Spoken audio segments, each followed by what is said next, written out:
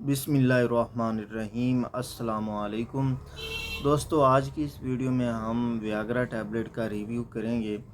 तो आज की इस वीडियो में हम इसकी कंप्लीट डिटेल देखेंगे कि इसके यूजेस क्या हैं, डोज़ क्या है, साइड इफ़ेक्ट्स क्या हैं। तो सबसे पहले बात करते हैं कि वियाग्रा कब और क्यों यूज़ होती है।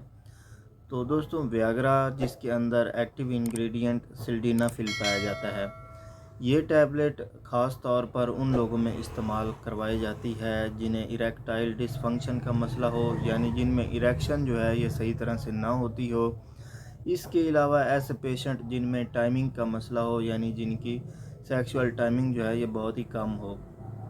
तो ये इसके दो ख़ास यूजेस हैं जिनके लिए ये मेडिसन यानी सिल्डेनाफिल या वियाग्रा बहुत ज़्यादा इस्तेमाल की जाती है। तो एक्टिव इंग्रेडिएंट इसके अंदर सिल्डेनाफिल है, और स्ट्रेंथ की बात की जाए तो ये आपको 50 mg और 100 mg की स्ट्रेंथ में मिल जाती है। करते हैं इसके तरीका इस्तेमाल की। तो तरीका इस्तेमाल इसका ये है कि आपने इसे सेक्सुअल एक्टिविटी से कम कम आधा घंटा पहले इस्तेमाल करना होता है। तो पानी के साथ आपने इसे इस्तेमाल करना है और कम से कम आधा घंटा पहले आपने इस्तेमाल करना है। अगर आप इसे फ़ौरन पहले इस्तेमाल करते हैं तो इसका आपको कोई फ़ायदा नहीं होगा। अब बात करते हैं इसके साइड इफ़ेक्ट्स की, मतलब इसके इस्तेमाल से कौन कौन से नुकसानात हो सकते हैं। तो इसके फ़ायदे के निस्बत अगर इसके साइड इफ़ेक्ट्स को देखा जाए तो इसके साइड इफ़ेक्ट्स जो हैं ये बहुत ही डेंजरियस हैं, मतलब बहुत ज़्यादा नुकसान भी हो सकता है।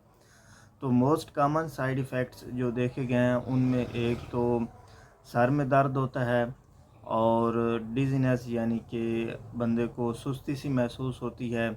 इसके अलावा स्टमक अपसेट हो जाता है, नौज़िया और वोमिटिंग का मसला बन सकता है। तो ये इसके मोस्ट कॉमन साइड इफ़ेक्ट्स हैं।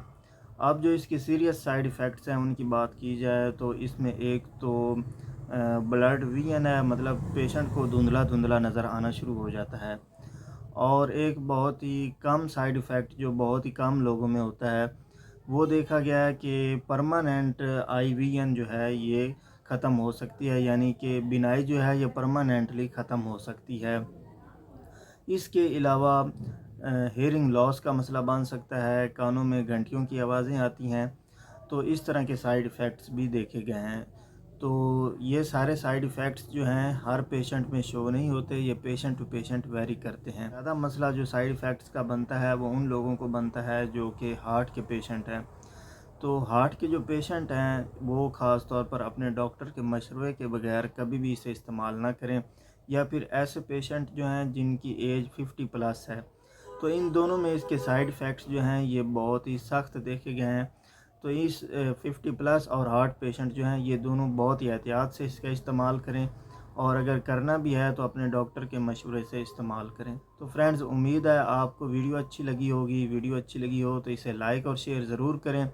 चैनल पर न्यू है तो चैनल को सब्सक्राइब कर लें और साथ ही बेल आइकन पर क्लिक कर दें, ताकि आपको मेरी हर नई आने वाली वीडियो का नोटिफिकेशन बर वक्त मिलता रहे। और अगर आपके माइंड में कोई क्वेश्चन आए तो आप कमेंट सेक्शन में पूछ सकते हैं। अगली वीडियो आने तक अल्लाह हाफिज़।